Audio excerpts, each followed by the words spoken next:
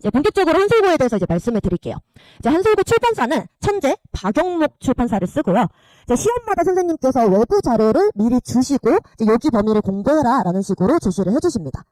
네, 평가 유형은 이제 선다형에서 객관식과 논술형이라고 해가지고 이제 간단하게 답하는 문제, 뭐 한 줄 내로 답하는 문제, 이렇게 엄청나게 긴 논술을 요구하는 건 아니고 이제 뭐 한 줄, 한 문장 이렇게 답하는 문제로 출제를 하십니다. 이제 매번 다른데 제가 여기서 이제 설명드릴게요. 29문항 정도 이제 출제가 됩니다. 제가 가지고 온 거는 1학기 중간고사 기준으로 가지고 왔고요. 1학기 중간고사 기점으로 이제 선다형 객관식은 27문항이었고 논술형은 2문항이 출제가 됐어요. 그래서 총 29문항인데 이렇게 보면 감은 안 잡히시겠지만 다른 학교에서는 한 22문항에서 25문항 정도가 출제가 됩니다. 그러면 한솔고 같은 경우 조금 많은 문제가 출제된다라고 이제 생각해 주시면 되고요.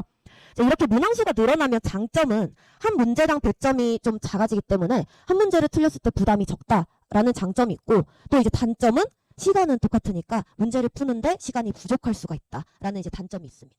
그래서 저희가 이제 1등급을 맞으려면 특히 한솔고는 외부 지문을 잘 다뤄야지 1등급을 맞을 수 있고, 또 시험 문제가 많고 지문이 길기 때문에 문제에서 요구하는 바를 명확하게 파악할 수 있는 능력, 글을 빨리 읽을 수 있는 능력도 지금 얼마 시간이 남진 않았지만 그 기간 동안 좀 빠르게 키우시는 게 좋습니다. 지금 현재 저희가 좀 대비를 할 수 있는 거는 문학 개념어라고 해서 뭐 서술상의 특징이라든지 아니면 아까 말씀드린 뭐 지규법, 조금 더 어려운 개념이라고 하면은 뭐 추상적 대상의 구체화, 이제 이런 용어들을 명확히 알고 작품들에서 찾을 수 있는 능력, 또 고전 시가가 나왔을 때 해석할 수 있는 능력, 이런 것들을 기르셔야 돼요. 근데 이제 문학 개념어 같은 경우 시중에 문제집 굉장히 많이 있고요. 이제 EBS 방송 같은 데서 엉덩이를 들을 수 있는 개념들도 많기 때문에 지금부터 당장 문제집이나 강의를 하나 여셔가지고 미리 현대시 위주로 공부를 해놓으시는 게 좋아요. 자, 현대시 위주로 하시는 게 좋고, 작년 같은 경우 첫 시험이 현대시가 아니라 고전시가 나왔기 때문에 고전시도 같이 미리 공부를 해두시는 게 좋습니다. 또 재작년은 현대시 이제 갈래론 위주로 나왔고 작년에는 고전시라서 올해는 또 어떤 게 먼저 나올지 몰라서 그냥 10파트 위주로 개념어를 공부해 주시면 되겠습니다.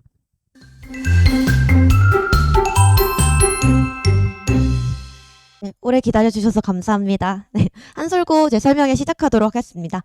저는 이제 분당 미래탐구에서 한솔고 국어 내신을 맡고 있는 전희수입니다.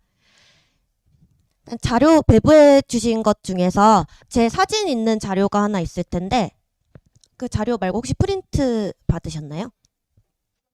네. 말고 제가 이제 배부 자료 따로 그러면 나중에 제가 실장님께 말씀드려서 배부 자료 따로 프린트 해드릴 테니 일단 PPT로 따라와 주시면 되겠습니다. 일단 저는 이제 석사, 학사 모두 국어 국문학을 전공을 했고요. 또 저는 이제 교직 이수를 통해서 국어 정교사 자격증 2급을 보유하고 있습니다. 현재 제가 미래탐구 분당 지점이랑 메가스터디 러셀 중에서 이제 부천 지점과 목동 지점을 출강하고 있습니다. 일단 순서는 이렇게 제가 진행이 될 거고, 이제 앞쪽에서 간략하게 고등학교 국어는 어떤 원리로 출제되는지를 보고 한솔고 국어에 대해서 설명을 드리고, 이제 마지막은 제 수업에 대해서 설명하는 식으로 이제 마무리를 짓겠습니다. 일단 고등학교 시험 같은 경우에는 중학교 시험이랑 많이 다르다라는 이야기는 들어보셨을 텐데, 일단 이게 뭐가 다르냐 하면 고등학교 때는 딱 하나의 작품을 배운다라고 해서 그 작품에 대해서 세부적으로 하나만 묻는다든지 하는 식으로 출제가 되진 않고요. 보통 하나의 작품을 배우면 이제 그 다음 작품, 새로 배우는 작품이라든지 아니면은 전혀 보지 못했던 새로운 작품이랑 연계돼서 많이 출제가 됩니다. 그래서 학생들이 가장 힘들어하는 외부 지문 문제 중에 하나가 배웠던 작품의 뭐 기억에 대해서 묻는다라고 하면 그 기억이 역설법이다 라는 거를 알아서 다른 역설법이 나오는 시들이랑 연결짓고 푸는 문제, 이제 그렇게 어렵게 적용하는 문제들을 가장 힘들어합니다. 그래서 고등학교 국어라고 하면 크게 4개의 영역이 있어요. 우선 문학 영역이 있고 또 독서, 비문학 영역이 있고 문법이 있고, 제가 여기에는 넣어놓진 않았는데 화법과 작문이라고 해서 크게 4개 영역 중에서 고등학교 1학년 때 보통은 문학, 독서, 문법을 다루게 됩니다. 이제 한솔고도 마찬가지로 이 3가지 영역을 중점적으로 출제를 하시는데, 이제 문제는 이게 영역이 하나가 빠졌다고 해서 범위가 줄어드는 건 아니고, 이제 학교나 선생님별로 이제 거의 모든 문학 작품이 시험에 출제될 수가 있고, 또 문법도 1학년 때 교육과정에서 다루는 내용이 있지만 추가적으로 또 알아야 할 것들은 선생님들이 내신 범위에 추가를 시키시곤 합니다. 독서 비문학은 그냥 저희가 알고 있는 이제 모든 배경 지식들 또 학력평가에 출제됐던 문제들 이런 것들이 또 시험에 나올 수 있어서 양이 상당히 많다라고 생각해 주시면 됩니다. 그래서 이렇게 많은 범위가 있기 때문에 우리가 전략적으로 먼저 시작하고 먼저 공부를 어떻게 할 것인가라는 걸 이제 세우는 게 굉장히 중요해집니다. 또 이제 내신 시험 유형은 이렇게 제가 크게 3가지로 나눠봤는데요. 이제 암기형이라고 하는 게 중학교 때 유형이라고 생각하시면 돼요. 학교에서 어떤 작품을 배웠고 거기에 관련된 거를 외워가며 풀 수 있는 문제. 이게 암기형 문제고요. 이제 두 번째는 제가 유사수능형이라고 해놨는데 아까 말씀드린 어떤 외부 작품에 적용하는 문제 혹은 선생님께서 뭐 윤동주 시인의 작품을 진도로 나가셨으면 자연스럽게 학생들은 윤동주 시인이 어떤 환경에서 자라났고 또 어떠한 시적 경향을 있는가 어떤 경향을 가지고 있는가 이런 것들을 학습을 하게 되는데 그와 관련해 가지고 보기에 집어넣으시고 배경이나 혹은 뭐 시인이랑 관련해서 이해를 해라 라는 식으로 이제 많이 출제를 하십니다. 이제 마지막은 수능형인데요. 저희가 이제 수능이나 학력평가를 생각하시면 뭔가 공부를 해가지만 전혀 모르는 새로운 작품이 출제된다든지 아니면 그 자리에서 만나게 되는 독서 지문이 나온다든지 하는 식으로 공부는 해가지만 처음 보는 작품과 지문을 풀어야 되는 유형들이 있습니다. 이제 내신은 우리가 보통 공부하면 점수가 나와 라고 생각하는데 이제 이렇게 수능형 지문이 많이 늘어나는 추세이기 때문에 미리 수능 대비도 같이 가져가셔야 내신에서 1등급이 나올 수 있습니다. 한솔고 같은 경우 제가 수능형이랑 내신형 골고루 출제된다 이렇게 적어놨지만 수능형 비중이 조금 더 높아요. 그래서 바꿔 말하면은 배우지 않은 작품이 내신에 출제가 된다라고 이제 이해해 주시면 되겠습니다. 그래서 이제 고등학교 시험은 그 교과서 많이 쓰시고 이제 프린트로 교과서 부분이나 조금 연계되는 작품들을 정리해 주시기도 하고 이제 학교별로 자체 교재를 만들어 주신다든지 아니면 학력평가나 수능 혹은 그해 수능 특강을 출제를 하신다든지 하는 이제 범위가 있는데 이제 이거는 이제 학교나 교사에 따라서 당연히 달라지고요. 한솔고 같은 경우에 교과서를 조금 많이 쓰시는 경향이 있는데 거기에 이제 추가해서 어떤 작품들을 엮어서 내신다든지 외부 작품으로 연계되는 거를 안 알려주시고 내시는 경향이 있으십니다. 그래서 한솔고는 그래도 이제 교과서를 좀 많이 보는 편이라 이제 미리 대비를 하고 싶으시다면 교과서 순서대로 조금 차근차근 미리 대비를 시작하셔도 되겠습니다. 이제 본격적으로 한솔고에 대해서 이제 말씀을 드릴게요. 이제 한솔고 출판사는 천재 박영목 출판사를 쓰고요. 이제 시험마다 선생님께서 외부 자료를 미리 주시고 이제 여기 범위를 공부해라 라는 식으로 제시를 해주십니다. 네, 평가 요형은 이제 선다형에서 객관식과 논술형이라고 해가지고 이제 간단하게 답하는 문제, 뭐 한 줄 내로 답하는 문제 이렇게 엄청나게 긴 논술을 요구하는 건 아니고 이제 뭐 한 줄, 한 문장 이렇게 답하는 문제로 출제를 하십니다. 이제 매번 다른데 제가 여기서 이제 설명드릴게요. 29문항 정도 이제 출제가 됩니다. 제가 가지고 온 거는 1학기 중간고사 기준으로 가지고 왔고요. 1학기 중간고사 기점으로 이제 선다형 객관식은 27문항이었고 논술형은 2문항이 출제가 됐어요. 그래서 총 29문항인데 이렇게 보면 감은 안 잡히시겠지만 다른 학교에서는 한 22문항에서 25문항 정도가 출제가 됩니다. 그러면 한솔고 같은 경우 조금 많은 문제가 출제된다라고 이제 생각해 주시면 되고요. 이제 이렇게 문항수가 늘어나면 장점은 한 문제당 배점이 좀 작아지기 때문에 한 문제를 틀렸을 때 부담이 적다라는 장점이 있고 또 이제 단점은 시간은 똑같으니까 문제를 푸는데 시간이 부족할 수가 있다라는 이제 단점이 있습니다. 제가 여기에 시험 범위를 이렇게 정리를 해놨는데 검은색으로 정리한 부분이 교과서 부분이고 빨간색으로 적어놓은 부분이 이제 외부 자료로 주신 부분이에요. 그래서 작년 같은 경우 이렇게 교과서 순서대로 조금 발췌를 하셔서 1단원부터 순서대로 나가시는 경향을 보였지만 그 전회 같은 경우에는 4단원을 먼저 진도를 나가셨어요. 이제 4단원이 문학 단원이었고 이제 문학의 갈래적인 것부터 진도를 나갔기 때문에 올해는 이제 3월에 학교에 가셔서 1단원부터 이제 진도를 나가는지 혹은 4단원 문학이 나갈지 이제 학생들이 이제 직접 판단을 하고 이제 선생님이 어떤 범위를 출제하실지 모르기 때문에 일단은 이제 공통적인 문법부터 조금 준비를 하시면 좋겠습니다. 일단 제가 영역도 이렇게 나눠 놓았는데 일단 1단원, 2단원은 이제 독서 과목이었고 또 이제 3단원 같은 경우 문법이고요. 또 문학은 교과서에서 내진 않으셨고 외부 지문으로 관동별곡을 내셨습니다. 또 이 품사 같은 경우는 막 어렵게 품사 전체에 대해서 묻는다기보다는 한글 맞춤법의 원리랑 관련되는 품사 이제 관련해서 조금 적은 범위로 진도를 나가셨습니다. 그 다음은 제가 문항을 분석해 놓은 건데요. 독서 지문 같은 경우 1번부터 4번까지 배치를 하셨고 교과서에서 배운 두 지문을 엮어서 내셨어요. 그래서 공통적인 거, 차이점인 거 찾아라. 혹은 이제 단독 문제로도 출제를 하셨고요. 또 이제 5번부터 10번 논술형 1번은 관동별곡 딱 한 작품에서 출제를 하셨는데 이제 6문제라는 많은 비중을 차지한 걸 보실 수가 있어요. 제가 조금 이따가 기출문제를 보여드릴 텐데 이 관동별곡이라고 하는 작품은 이제 학생들이 굉장히 어려워하는 작품이고 2학년 때 만나게 돼도 지문 길이가 길고 어려워서 힘들어하는 작품인데 이 작품을 고등학교 올라갔을 때 딱 첫 작품으로 공부를 시키셨고 또 이제 심지어 연계되는 작품은 학교에서 다루지 않고 연계를 시켜서 이제 무려 3작품이나 이제 연계가 나왔습니다.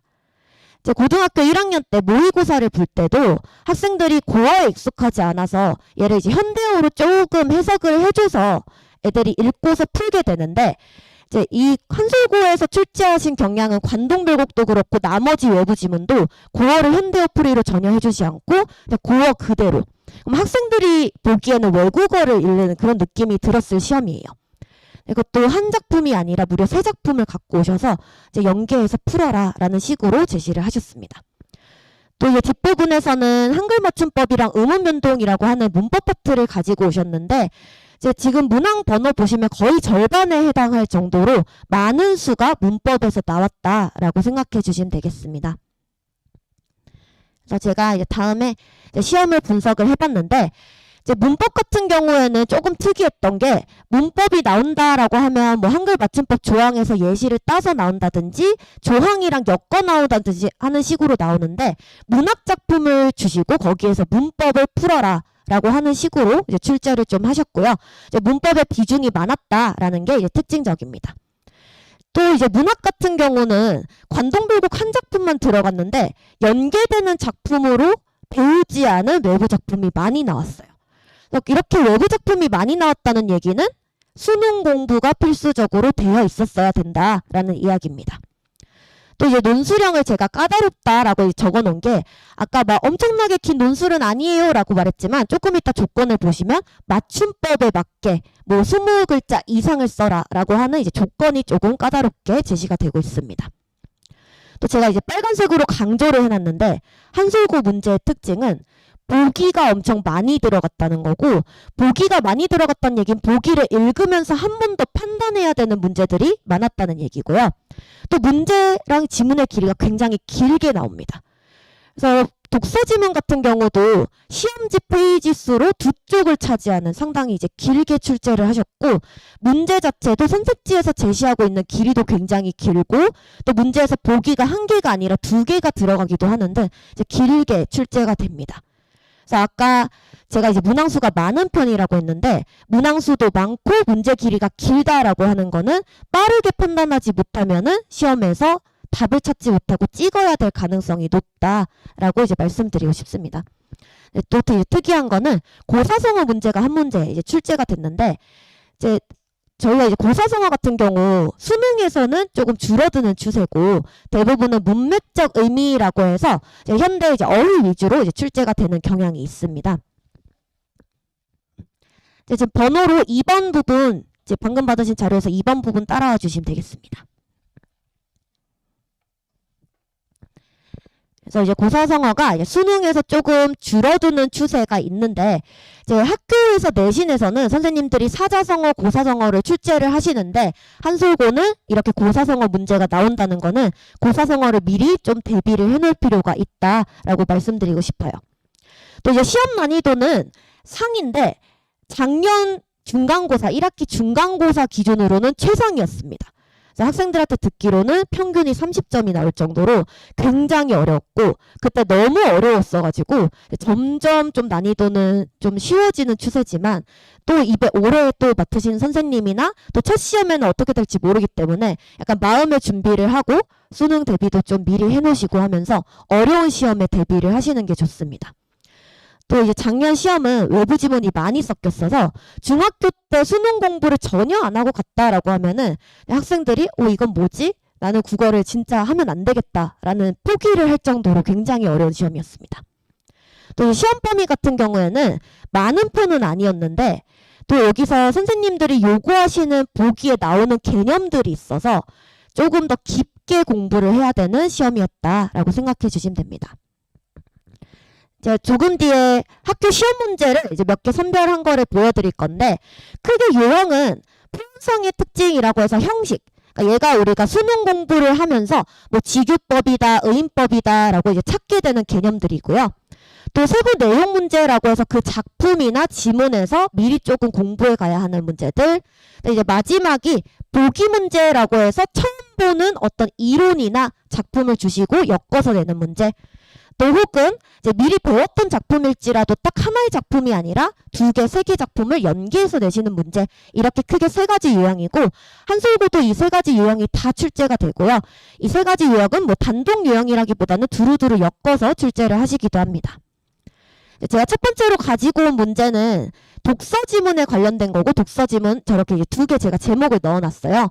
첫 번째 문제는 그냥 가나에 대해서 뭐 적절한 걸 골라라, 공통점 차이점을 묻는 문제였고, 여기 세부적인 거 보시면 뭐 대화 장면을 직접 인용했냐, 질문의 형식이 있었냐, 개념에 대해서 이제 서로 다른 2 관점을 종합했냐 라는 식으로 어떤 특정한 개념이나 서술 방식을 지문에서 찾을 수 있는가를 이제 물어보는, 이제 이 문제는 배점이 조금 크기는 하지만 미리 대비를 해갈 수 있는 비교적 쉬운 문제였고요. 이제 그 다음 문제 같은 경우 보기에 새로 보는, 학생들이 배우지 않았던 새로운 작품이랑 어떤 문구를 적어 놓고서 우리가 배웠던 작품과 처음 보는 거를 엮어서 한번 판단해봐 라는 식으로 나왔던 문제입니다. 그래서 이제 보기의 양주와 이제 나의 글쓴이의 어떤 태도나 아니면 그 내용을 판단하는 문제로 나왔고, 그래도 이 지문 같은 경우 가나 모두가 아니라 나에서만 판별하면 돼서 이제 여기 보기 있는 것과 나 작품을 그냥 2개를 비교하면 되는 이제 문제였습니다. 이제 그 다음은 제가 관동별곡 관련해서 가지고 왔는데, 관동별곡은 문학 작품이고요. 이제 관동별곡 자체가 굉장히 어려운데, 지금 보시면 보기에다가 뭔가 시조 가사라고 하는 이론적인 거를 실어 놓으셨고, 또 보기 2번에는 윤리유곡이라고 하는 새로운 작품을 또 실어 놓으셨어요. 작년에 이제 윤리유곡은 학교에서 전혀 다뤄주지 않았고 학생들이 시험장에서 처음 만나게 되는 작품이었습니다. 또 이제 윤리유곡 같은 경우 이제 6곡이랑 9곡 해가지고 비교적 짧게 나왔기 때문에 판단하는 게 크게 어렵지는 않았을 건데, 이제 문제는 선택지의 길이가 굉장히 길어요. 저희가 이 선택지를 보다 보면은 무엇을 하여 뭐뭐 했다라는 식으로 뭐 중간을 잘라서 한 번 판단한다든지 2번 판단한다든지 이제 이렇게 판단을 하는데, 이제 이 2번 선택지 같은 걸 보시면 뭐 3행 이상의 시상 전개가 있는지 판단해야 되고, 또 이제 길이에 제한을 두지 않고 시를 썼는지, 그럼 갈래적인 거를 묻는 거예요. 갈래적인 특징 1번이랑 비교하면서 또 봐야 되고, 또 여정과 소유를 드러냈는지 내용적인 걸 한 번 더 판단해야 되고, 또 얘가 이제 산문과 운문의 중간 형태를 띠는 갈래적인 거를 판단해야 되는 조금 이제 복잡한 선택지로 출제가 되었습니다. 자, 아마 학생들이 이제 보기에 가장 힘들어하는 유형이 이렇게 보기로 외부 작품이 나오는 건데, 이제 얘는 이론까지 같이 판단을 해야 돼서 조금 더 학생들이 좀 당황했을 거다라고 이제 예상을 하고 있습니다. 또 이제 그 다음은 또 8번 작품 관동별곡이랑 엮이는 건데, 지금 보시면 또 새로운 작품을 엮어 놓으셨어요. 면왕정가는 좀 어려운 작품이기도 하고, 또 보기에다 넣어 놓으신 게 거의 이제 작품의 절반 정도 될 정도로 많은 양을 넣어 놓으셔서 학생들이 이제 얘를 읽는데 조금 시간을 많이 투자했겠다. 사실 이게 고어로 돼 있으면 미리 공부를 안 하면 읽어봤자 내용을 모르는 경우가 또 있어요. 그래서 학생들이 이제 많이 당황했을 문제로 이제 면항정가 문제가 나왔고요. 또 이제 비슷하게 또 관동별곡에 엮여 나온 걸로 일동장류가라고 하는 또 새로운 작품이랑 엮으셔서 판단하게 이제 문제를 내셨습니다. 그래서 학생들이 관동별곡 이 부분에서 정말 많이 당황을 했을 것 같고요. 또 일동장류가 또 면항정가 이제 이렇게 윤리유곡 세 작품이나 연계가 돼서 이 연계하는 능력이 없는 학생들은 이 세 문제를 다 틀릴 수밖에 없는 이제 그런 유형으로 출제가 됐습니다. 또 밑에 선택지도 보시면 뭐 공간의 이동이다, 주관적 감상이다, 계절의 변화다, 그 다음에 뭐 새로 접하는 대상이다, 뭐 나열을 했다라는 식으로 이제 수능에서 표현법을 묻는 그런 표현법을 판단하는 문제들이 나왔는데 학생들이 어쨌든 국어를 할 줄 알면 공간의 이동의 뜻을 모르진 않을 거예요. 근데 저희가 이제 작품에서 찾아야 하는 요소들이 있는데 이제 걔네들을 미리 공부하지 않았으면은 무엇을 내가 찾고 뭐를 다뤄야 하는지를 몰라서 이 문제는 굉장히 이제 당황했을 문제입니다. 다행히 이제 배점은 3.1점으로 조금 낮은 편이었는데 학생들이 느끼기에는 그래도 많이 어려웠다라고 생각해 주시면 됩니다. 그 다음에 이제 관동별곡이 또 논수령에도 나왔는데 이렇게 두 문제 중에서 제가 한 문제를 가지고 왔어요. 근데 이 1-1번 문제는 조건에 맞게 서술하시오라고 해놓고 보기에다가 또 이제 역사적인 배경을 가지고 오셨어요. 보기 길이도 이제 상당히 길고 학생들이 국어 그냥 작품 자체뿐만 아니라 어떤 역사적 배경이라든지 아니면은 그 작가와 관련된 배경을 미리 공부하지 않았으면 이걸 읽는데 시간이 조금 걸렸을 문제다라고 생각해 주시면 되고, 그 다음에 조건 같은 경우에도 지금 저 기운이 가리키는 거를 포함하고 보기에 맞춰서 써라 라고 이제 조건이 제시가 돼 있고요. 또 이제 밑에 조건은 맞춤법에 맞게 20어절 이상으로 한 문장으로 작성해라 라고 돼 있는데 학생들이 만약에 어절이 무슨 뜻인지 모르면은 20글자로 썼을 수도 있고, 또 맞춤법에 맞게 쓰라는 얘기는 띄어쓰기도 잘 맞추라는 얘기인데 띄어쓰기는 좀 어렵잖아요. 그래서 학생들이 이제 이런 데 신경을 쓰느라 시간을 좀 많이 투자했을 가능성이 높습니다. 이제 그 다음 문제는 제가 7번으로 객관식 문제를 따로 뺐는데 아까 말씀드린 사자성어 문제가 이제 여기 나와 있어요. 그래서 보기 같은 경우 뭐 이렇게 배경을 미리 알려주시고 또 사자성어에 대해 다행히 풀이는 해주셨는데 그 풀이 길이가 제가 너무 길어서 다 생략할 정도로 한 3-4줄 정도로 길게 그냥 그 배경 자체를 설명을 해주셨습니다. 얘가 고사성어다 보니까 그 배경을 알 필요가 있어서 선생님이 설명을 넣어주신 것 같은데 학생들이 글 읽는 속도가 느리면 그거를 읽느라 조금 시간을 많이 투자하게 되는 좀 긴 문제였습니다. 또 이렇게 이제 고사성어를 보고 판단해야 되는 선택지도 길이가 상당히 긴 거를 이제 보실 수 있습니다.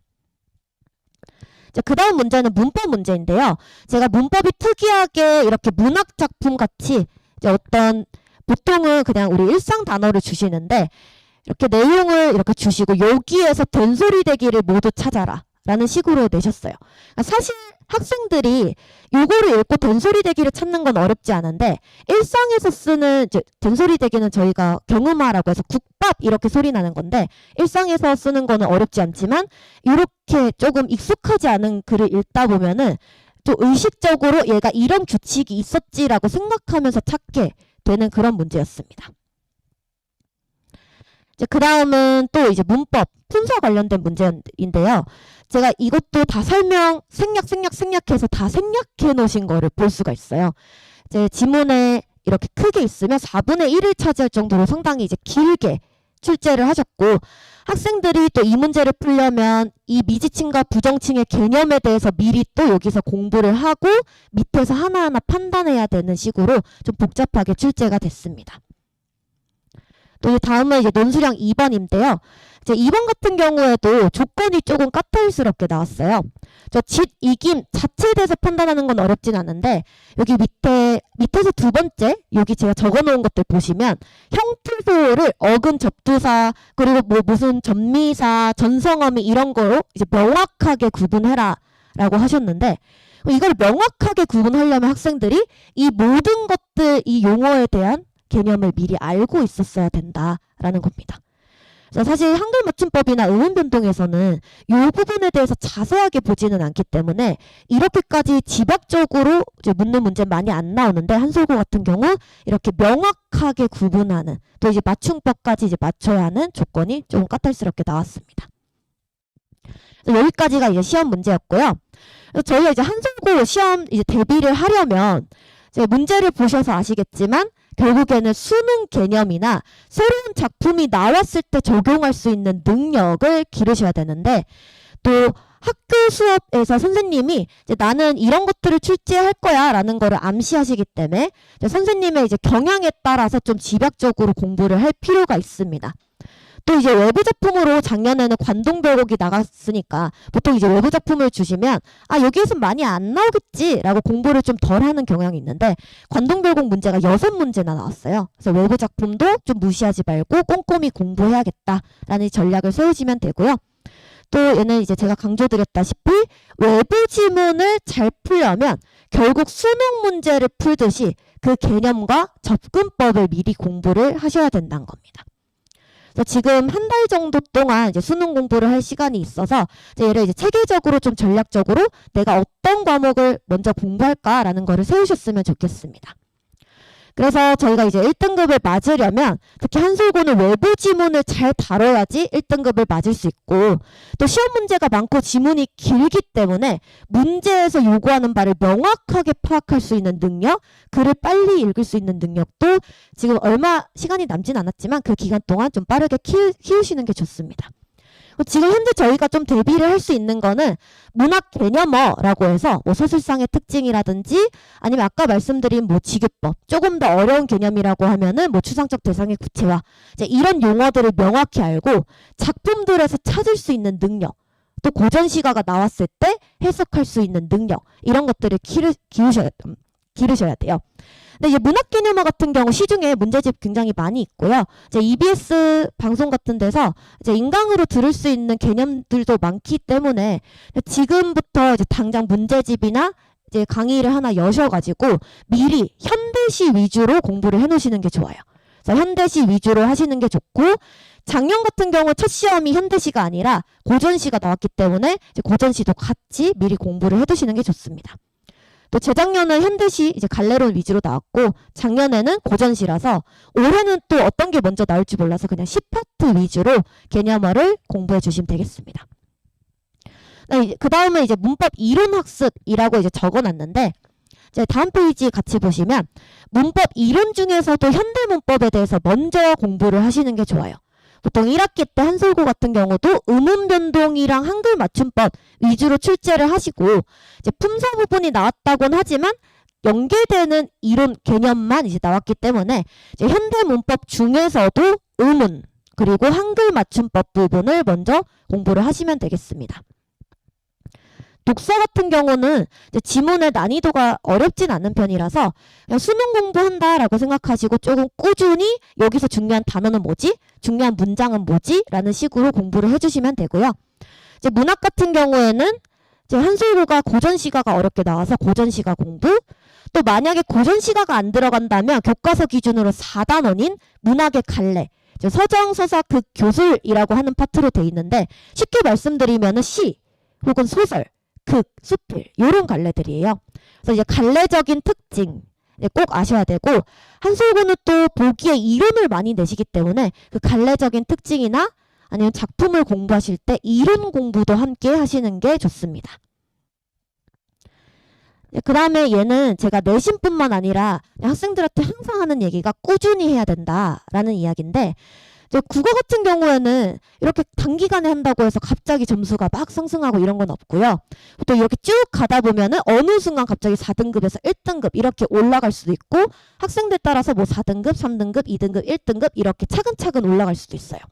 근데 이게 여기서 잠재되는 시기가 길기 때문에 얘를 최소 3개월 정도는 꾸준히 하셔야지 점수가 오르고요.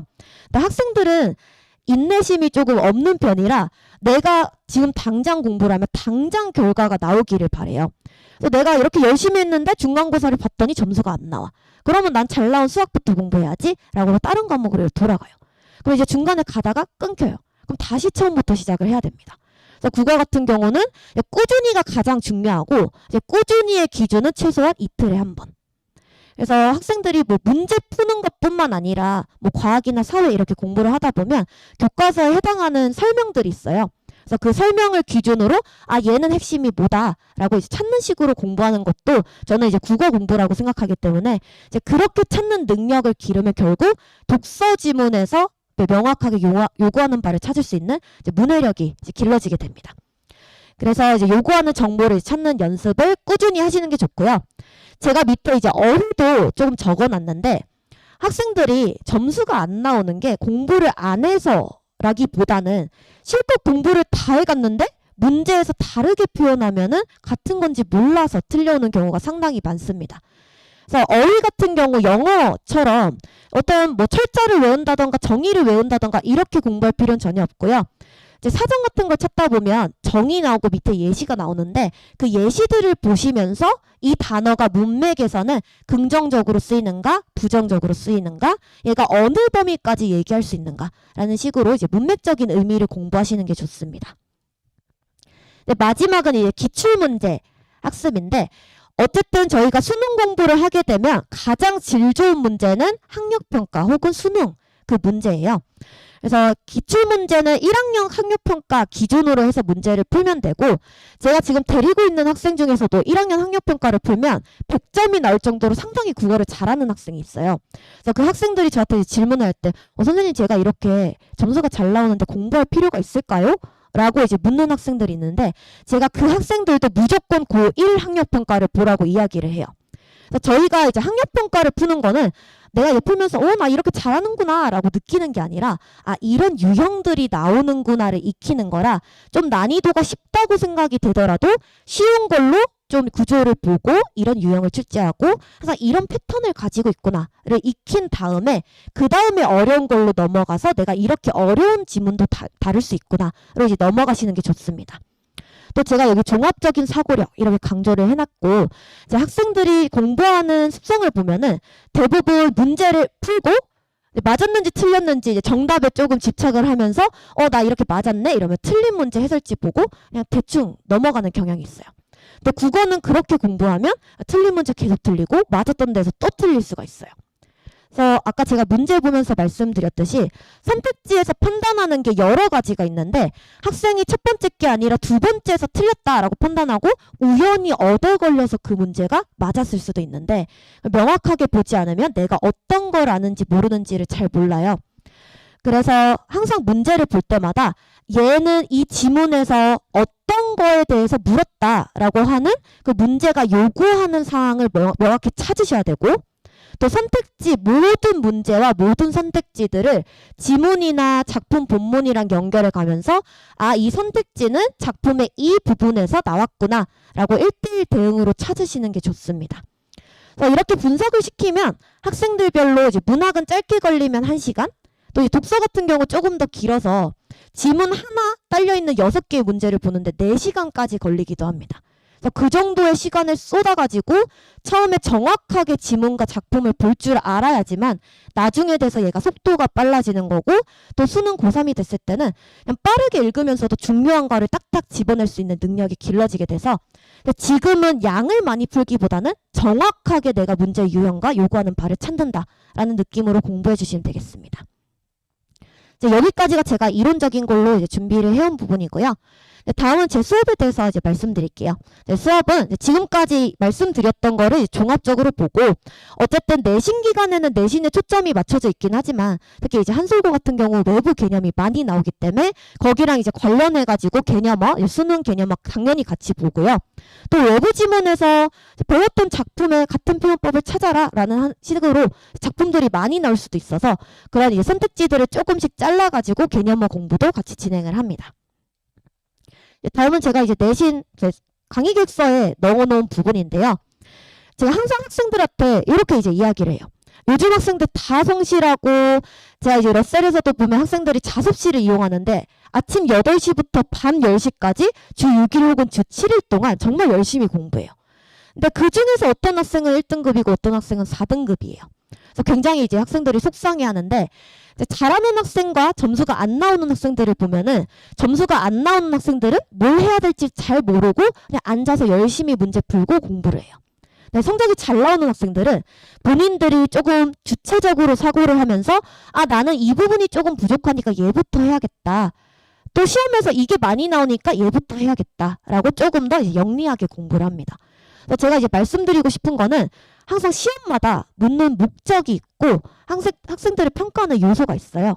그 요소를 명확하게 판단을 하셔서 모든 과목을 잘 대비를 하셨으면 좋겠습니다. 그래서 한솔고반은 이제 일요일 저녁반이고요. 전 내신반은 3월 10일에 이제 개강을 하게 됩니다. 또 이제 관리 프로그램은 이제 항상 복습 영상 이제 제공을 하고 학생들별로 1대1 상담을 통해서 학생들이 뭐 내신뿐만 아니라 계속 가지고 나가야 하는 수능, 국어 방향이 있기 때문에 뭐 이 학생이 독서가 부족하다라고 하면 거기에 대해서 이제 방향을 맞춰주고 혹시 이제 문제풀이가 필요하다면 거기에 대한 이제 문제풀이를 해주는 식으로 진행을 하고 있고요. 또 숙제 관리는 이제 당연히 진행을 하고 또 제가 또 강조드리고 싶은 건 저는 이제 여기서 이제 조교를 통해서 학생들의 질문을 받는다든지 관리를 한다든지 하는 건 하지 않고 제가 다 직접 관리를 합니다. 제가 이제 실제로 조교가 있는데 조교한테는 약간 성적표 발송하고 이제 이런 업무만 시키고요. 학생들이랑 상담하다 보면 학생들이 고민 지점이 있는데 그거 이제 조교들이 받다 보면은 학생들에 대해서 명확하게 판단하지 못하고 이 학생이 어려운 지점이 사실 어휘가 부족해서일 수도 있고 뭐 공부가 부족해서일 수도 있는데 그런 걸 명확하게 판단을 못하기 때문에 제가 다 직접 관리를 합니다. 또 학생들이 이제 어휘력이 좀 약한 경향이 있어서 이제 문맥적인 의미를 판단한다든지 좀 정의를 본다든지 하는 식으로 어휘력 테스트를 진행을 합니다. 또 후기는 제가 이렇게 적어놨는데 미래탐구 유튜브 채널 보시면 제가 OT 영상이랑 수업 맛보기 영상을 올려놨어요. 그래서 그 부분 보시면 있는 거라 제가 넘어가도록 하겠습니다. 또 제 연사는 여기까지고요. 다음에 또 다른 과목 분들 오시니까 이제 들어주시면 되겠습니다. 네, 감사합니다.